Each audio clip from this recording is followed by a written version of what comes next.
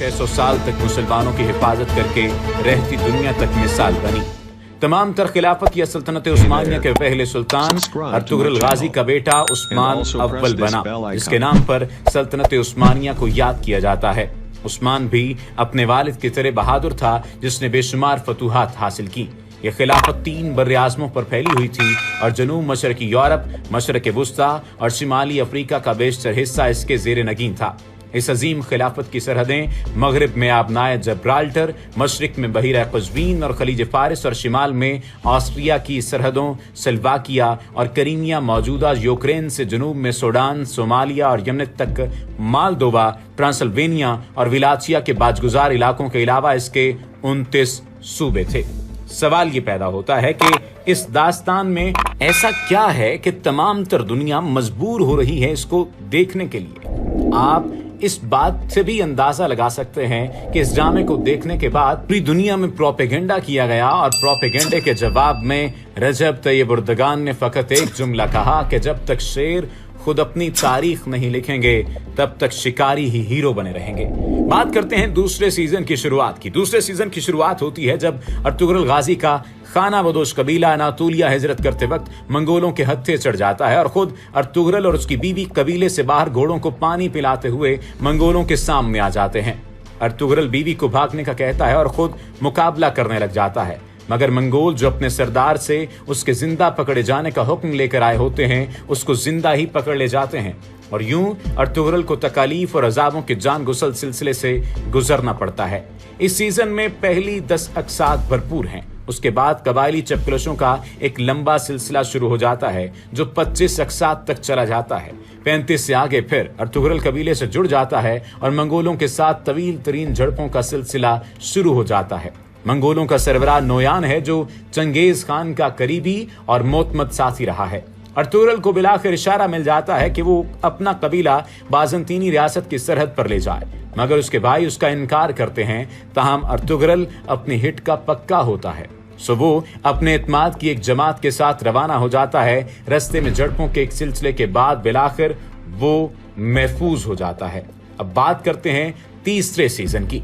तीसरा सीजन तब शुरू होता है जब अर्तुगरुल और उसका कबीला अपने मकाम पर पहुंचकर 2-3 साल गुजार चुका होता है। वो सख्त तंगी और उसरत का शिकार होता है, मगर अर्तुगरुल और उसके जांबाज आहिस्ता आहिस्ता हानली बाजार पर कब्जा कर लेते हैं। यूं उनकी मुआशी हालत तो मजबूत हो जाती है, मगर एक बार फिर उसके ईसाई हरीफों और हलीफ कबीले की गद्दारी के मसाइल छिड़ जाते हैं। ये सीजन बड़ी झड़पों का एक शाहकार है। पहले 2 सीजन्स में चंद मौके छोड़कर बाकी जगहों पर अर्तुगरुल के अपने 3 जांबाज ही साथ होते हैं, लेकिन अब जब अर्तुगरुल कबीले का सरदार बन चुका है तो बहुत से नए काबिल जंगजू भी सामने आ जाते हैं। ताहम अर्तुगरुल की अपने जाबाजों के साथ मिलकर जो लड़ाई का एक खास अंदाज होता था कि अदर अल्लाह, अलही अल्लाह और हक अल्लाह के नारों में जब वो मैदान में कूदते हैं तो बीमार जिस्म में भी बिजली पैदा हो जाती है। वो मंजर वाकई बेमिसाल होता है।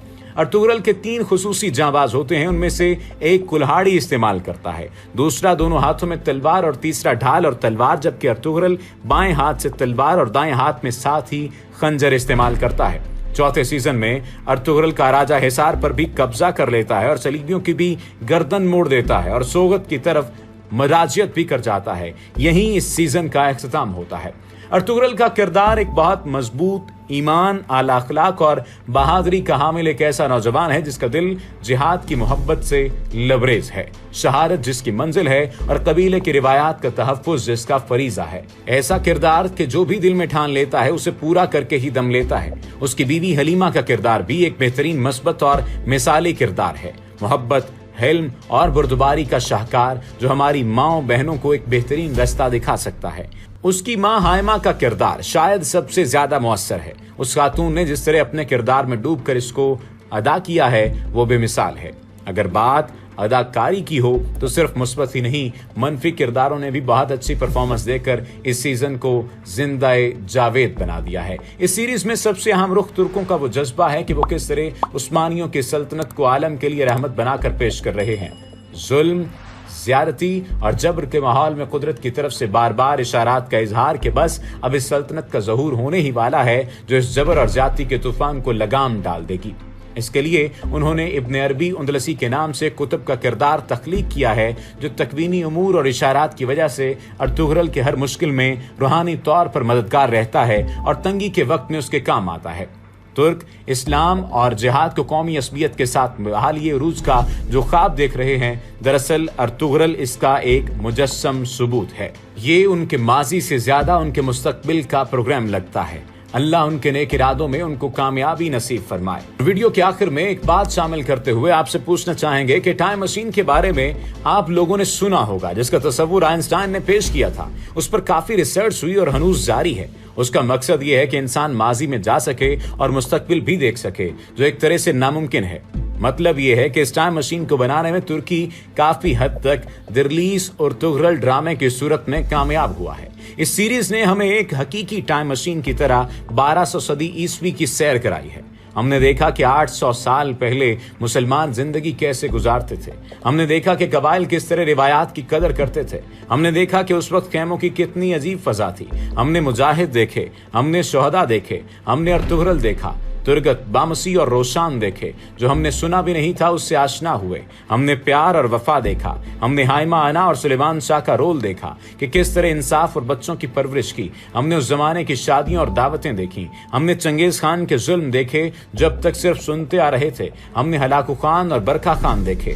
ہم نے ابن العربی اور سفید داڑھی والے دیکھے۔ ہم نے مسلمانوں کی جنگی مہارتیں، جال بچھانا اور جال توڑنا دیکھے۔ ہم نے خطوط کے ذریعے پیغامات بھیجنا دیکھے۔ ہم نے وہ زمانہ دیکھ لیا جس زمانے میں موبائل فون اور دیگر نئی ٹیکنالوجی نہیں تھی۔ ہم نے سرداروں کا زمانہ دیکھا۔ ہم نے سلطان دیکھے۔ یہ ہوتی ہے اصل ٹائم مشین، جو چند ہی ساعتوں میں تابناک ماضی کی سیر کرائے اور پھر واپس لا کر اس پر سوچنے پر مجبور کرتے۔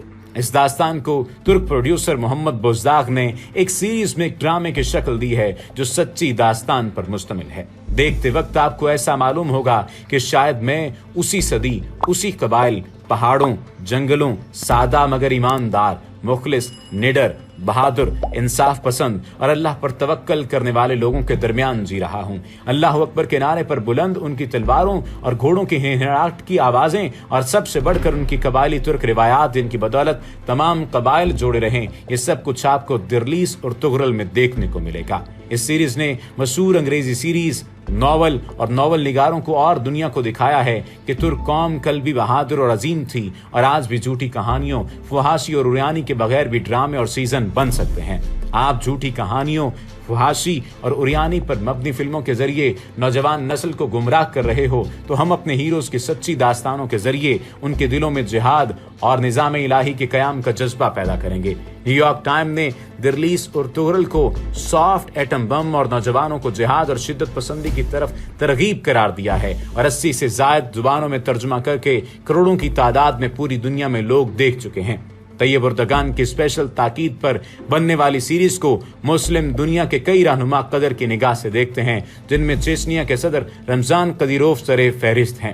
اگر اس سیریز کی بات کی جائے تو اس سیریز سے یہ سبق حاصل ہوتا ہے کہ جب مسلمان صرف اور صرف اللہ پر بھروسہ کر کے نظام الہی اور انصاف و عدل کے لیے اخلاص کے ساتھ تلوار بلند کرتا ہے، تو چاہے پوری دنیا اور ان کے وسائل مد مقابل ہوں، پھر بھی فتح و کامرانی مسلمانوں کی ہوگی، اور باطل کے مقدر میں شکست، ضلالت اور رسوائی کے علاوہ کچھ بھی نہیں ہوگا۔ امید ہے کہ آج کی یہ ویڈیو آپ کو پسند آئی ہوگی۔ آئندہ آنے والی ویڈیو میں آپ کو دیگر کرداروں کے بارے میں بتایا جائے گا، جیسا کہ ترگت کا کردار اس میں شامل ہے، جیسا کہ دیگر باقی کردار شامل ہیں جو کہ درلیس ارطغرل کا ساتھ دیتے ہیں اور اپنی جان تک دینے کی بھی پرواہ نہیں کرتے۔ اس کے ساتھ ساتھ آپ کو سلطان عثمان یعنی عثمان اول کے بارے میں بھی بتایا جائے گا۔ لیکن اگر آپ نے ابھی تک ہمارے چینل کو سبسکرائب نہیں کیا تو سبسکرائب کر لیجئے، تاکہ آئندہ آنے والی ویڈیو میں آپ ابن العربی کے بارے میں بھی جان سکیں کہ وہ کون تھے اور کس طرح سے وہ ارطغرل غازی کی مدد کیا کرتے تھے۔ وما علینا الا البلاغ۔